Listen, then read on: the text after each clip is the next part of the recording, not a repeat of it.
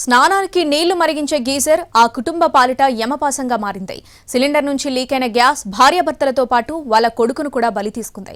హైదరాబాద్ సనత్ నగర్ లో జరిగిన మిస్టరీ మరణాలను ప్రమాదంగా తేల్చారు పోలీసులు.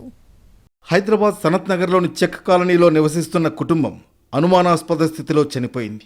55 ఏళ్ల వెంకటేష్, ఆయన భార్య మాధవి, 30 ఏళ్ల కొడుకు హరి తమ ఫ్లాట్ బాత్రూంలో విగతజీవులుగా పడి ఉండడాన్ని కాలనీ వాసులు గుర్తించారు. తొలుత వాళ్లు ముగ్గురు కరెంట్ షాక్ వల్ల చనిపోయి ఉంటారని భావించారు పోలీసులు. అనుమానాస్పద మృతి కోణంలో దర్యాప్తు చేపట్టారు.